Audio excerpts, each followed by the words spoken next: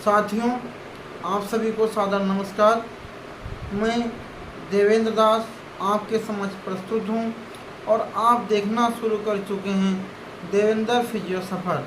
दोस्तों, कहते हैं कि एक पुत्र के लिए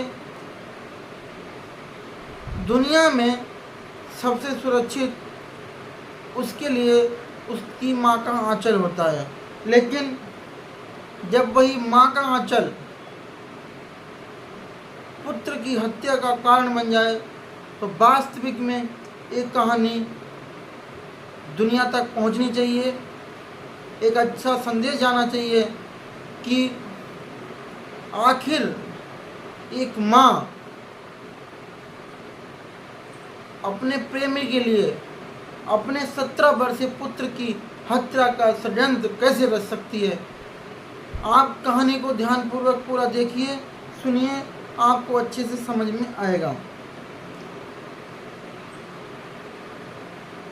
कहानी उत्तराखंड के हरिद्वार जनपद के बहादुराबाद थाने के अंतर्गत एक गांव पड़ता है, शिवदासपुर।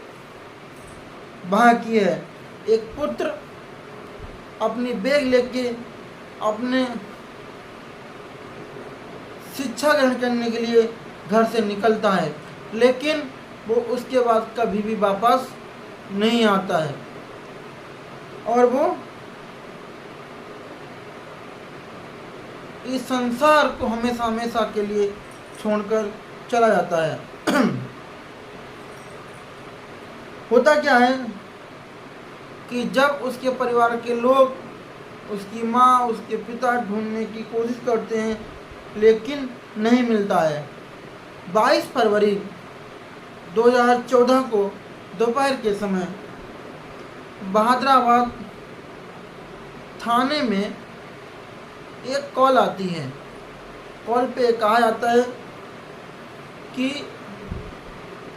उसके गांव का एक लड़का जिसका नाम तनवीर है, जिसकी उम्र 17 वर्ष है, वो स्कूल गया था लेकिन वापस नहीं आया है और उसका अपहरण हो चुका है। पुलिस कहती है कि तुम्हें अपहरण के बारे में कैसे जानकारी है? कोई कॉल फिरौती की कोई कॉल आई? वो कहता नहीं। तो फिर तुम्हें ये कैसे पता कि अपहरण ही हुआ है? तो कहता है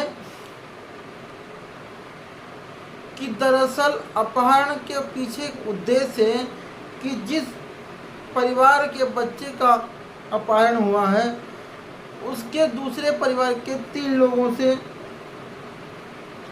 दुश्मनी थी, जिनका नाम था कुर्बान, शमशेर, जमशेर।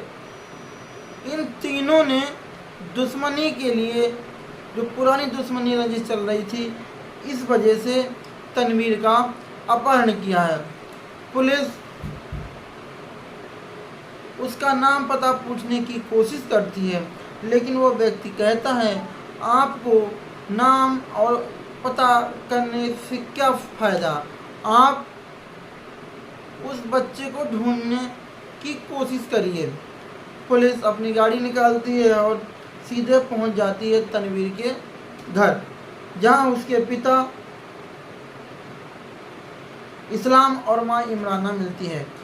जैसे ही इमराना पुलिस को देखती है, वो दहाड़े मारकर रोने लगती है और पुलिस के पास जाती है, मेरे बेटे को कैसे भी बचा लो।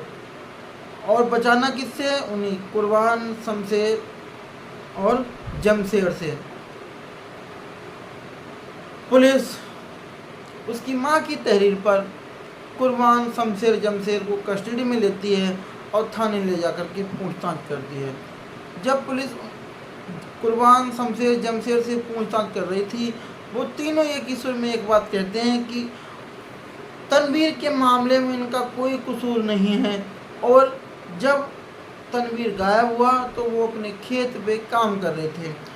तो पुलिस कहती है तुम इस चीज़ को सिद्ध कैसे करोगे? वो पुलिस से कहते हैं कि गांव में किसी से आप पूछ सकते हैं कि हम तीनों भाई उस समय खेत में काम ही कर रहे थे। पुलिस कुर्बान, शमशेर, जमशेर की बात मानते हुए गांव के लोगों से पता करती है, तो पता चलता है कुरबान, शमशेर, जमशेद तीनों एक खेत पर एक काम कर रहे थे। इनका कोई इस मामले में लेना देना नहीं है। पुलिस को लगता है कि इतने खुले दिल से परिवार के लोग या ख़ास तौर पे इसकी माँ इन तीनों का नाम ले रही है और एक अनजानी कॉल इन लोगों का नाम ले रही है, तो पुलिस फिर से तनवीर की माँ इमराना को से पूछताछ करती है और कहती है कि ये सब इन तीनों पे ही तुम फोकस क्यों कर रही हो। जैसे ही वो पुलिस उनसे क्वेश्चन करती, वो जवाब देती, लेकिन वो उन जवाबों में कहीं ना कहीं पुलिस के जो क्वेश्चन थे उनमें धीरे धीरे फंसती चली जाती है और पुलिस को उसी तनवीर की माँ पर ही शक हो जाता है। जैसे ही तनवीर की माँ पर शक जाता है, पुलिस शक के आधार पर तो उसकी कस्टडी नहीं ले सकती थी, लेकिन अब पुलिस अपना खुफिया तंत्र एक्टिव करती है। फिर क्या था, पुलिस इमराना का मोबाइल नंबर लेकर के उसकी सीडीआर निकलवाती है। जैसे पुलिस इमराना के नंबर की सीडीआर निकलवाती है तो एक इस कहानी में नया मोड़ आता है।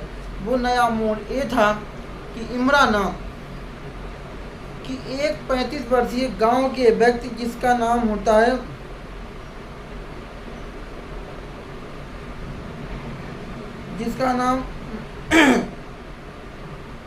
इफ्तिखार होता है, उसकी बहुत सारी बात हुई थी और इफ्तिखार की उम्र लगभग 35 वर्ष थी।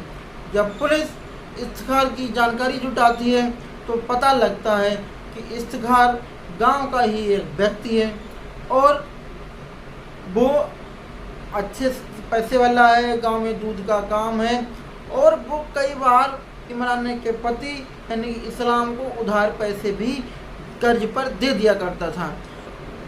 कहानी नया मोड़ ले ही रही थी। इसी बीच होता क्या है, पुलिस इफ्तिखार को घर जाती है, उसकी कस्टडी लेती है और उससे पूछताछ करती है। शुरुआत में इफ्तिखार कुछ भी बताने को तैयार नहीं होता है, लेकिन जब पुलिस क्वेश्चन पे क्वेश्चन करे जा रही थी तभी वो उसे लगने लगा कि अब वो बचने के काबिल नहीं बचा है, तो पुलिस को देर ना करते हुए बहुत सारी चीज़ें बताने के लिए तैयार हो जाता है। इफ्तिखार पुलिस को बताता है कि दरअसल वो इस्लाम के घर जाता पैसे मांगने, तो इस्लाम घर पे नहीं मिलता, घर पे मिलती उसकी पत्नी इमराना। इमराना उसे बैठालती और कहती वो आ जाएंगे तभी तुम पैसे लेके चले जाना। ये सिलसिला थोड़े दिनों तक चलता है, चल ही रहा था। इसी बीच इफ्तिखार की नीयत इमराना पे दिख जाती है और उसे कहीं न कहीं अपना बनाने की कोशिश करने लगता है। फालतू की बातें करता, गंदी संदी वो मुस्कुरा देती। मुस्कुराने का मतलब ये था कि कहीं न कहीं इमराना भी उससे चाहने लगी थी। अब वो चाहत थोड़े दिनों बाद प्यार का रंग लेती है और दोनों एक दूसरे से प्यार करने लगते हैं। घर आना जाना शुरू हो जाता है, वो उसके साथ संबंध भी बनाने लगता है। जैसे ये जानकारी मोहल्ले के लोगों को होती है वो इस चीज़ का विरोध करते हैं, लेकिन जैसे लोग विरोध करते हैं इमराना उनसे लड़ाई करने को आतुर हो जाती है। अब गांव के मोहल्ले के लोगों ने भी कुछ कहना छोड़ दिया था, लेकिन जैसे ये जानकारी इस्लाम को लगती है, वो कर्ज में दबा होने की वजह से और जब उसका घर आना जाना हो, इफ्तिखार का इसकी पत्नी के साथ संबंध हो जाता है तो वो कर्ज भी माफ़ कर देता है। वो कर्ज के बोझ और एहसान के में दबे होने की वजह से इफ्तिखार से कुछ भी नहीं कह पाता और दिल में घुट घुट कर उस चीज़ को सहन करता। लेकिन 24 फरवरी 2014 की सुबह तनवीर इस सुबह स्कूल जाने के लिए तैयार होता। तैयार होने के बाद में वो बैग लेने अपने ऊपर वाले कमरे में जाता। लेकिन ऊपर वाले कमरे का अंदर से गेट बंद हुआ होता है। वो खड़खड़ाने की कोशिश करता है लेकिन गेट नहीं खुलता। जब वो विंडो से देखता है तो उसका दिमाग खराब हो जाता है। विंडो से वो देख रहा था इफ्तिखार को और अपनी माँ को संबंध बनाते हुए। जैसे ही वो दोनों बाहर निकलते हैं इफ्तिखार तो भाग जाता है, लेकिन वो अपनी माँ से बहुत चिल्लाता है और कहता है कि अगर ऐसा आगे कभी हुआ तो वो अपनी माँ को माफ़ नहीं करेगा। जैसे उसकी माँ इस बात को सुनती है वो घबरा जाती है, वो डर जाती है और अपने ही बेटे को, जिसने उसने 9 महीने पेट में रखा, वो उसे ही अपने प्यार का कांटा समझने लगती है और उसके हत्या का षड्यंत्र रचने लगती है। वो अपने प्रेमी को फ़ोन करती है, यानी कि इफ्तिखार को फ़ोन करती है और कहती है कि अगर हमारा पुत्र जीवित रहेगा तो शायद हमारे प्यार के लिए कांटा हमेशा हमेशा मुझे चुभता रहेगा। तो फिर क्या था, इतनी चालाकी से दोनों मिलकर के तैयारी करते हैं कि किसी को कुछ भी पता ना चले।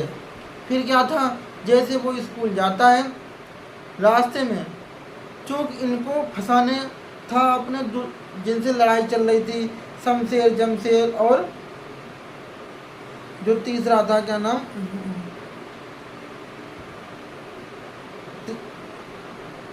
जो तीसरा था, उन तीनों को फंसाना था। लेकिन इसी उद्देश्य को पूरा करने के लिए इफ्तिखार अपने 2 साथियों के साथ अपनी सेंट्रो कार में सवार होता है और रास्ते में जाकर के नहर के किनारे उसे रोकता है। एक टांग, 2 टांग पकड़ते हैं, 2 हाथ पकड़ते हैं और अपनी गाड़ी में डाल लेते हैं और नहर के किनारे जाकर के उसके प्राइवेट पार्ट पे आघात करते हैं। वो वहीं बेहोश हो जाता है और नहर के किनारे ले जाकर के उसके सिर पे धारदार हथियार से वार करते हैं। और उन्हें इस चीज़ की भी जानकारी नहीं थी कि तनवीर जो कि 17 वर्ष का है कि वो जिंदा है या मरा हुआ है। वो गंग नहर में फेंक देते हैं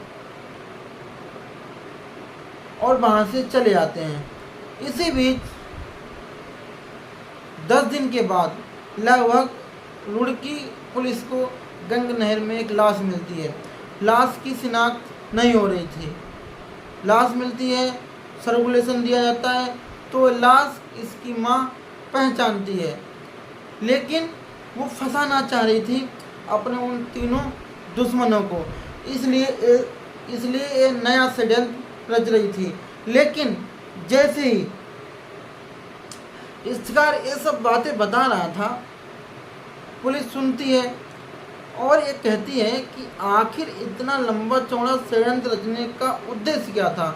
तो उद्देश्य यही था कि कैसे भी वो, मतलब तनवीर की माँ और उसका प्रेमी खुले मन से, जिसका कोई विरोध करने वाला ना हो, उस प्यार में जो ये विरोध करे उनसे हटाना चाहती थी। इस वजह से उसने अपने बेटे की हत्या तक का षड्यंत्र रच लिया था। दोस्तों, इफ्तिखार की तहरीर पर पुलिस उसके 2 साथियों, उसकी मां इमराना को गिरफ्तार करके जेल भेज देती है और कड़ी से कड़ी सज़ा दिलाने के लिए अच्छे से डॉक्यूमेंट सेंशन करती है। दोस्तों, कहानी सुनाने का मतलब आपकी भावनाओं को आहत करना नहीं, बल्कि आप सभी लोगों को जागरूक करना है। स्वस्थ रहिए, सचेत रहिए और कहानी अच्छी लगी हो तो लाइक करिए, शेयर करिए, कमेंट करिए और देखते रहिए देवेंद्र वीडियो सफर। मिलते हैं कल एक नई कहानी के साथ, तब तक के लिए शुभ रात्रि।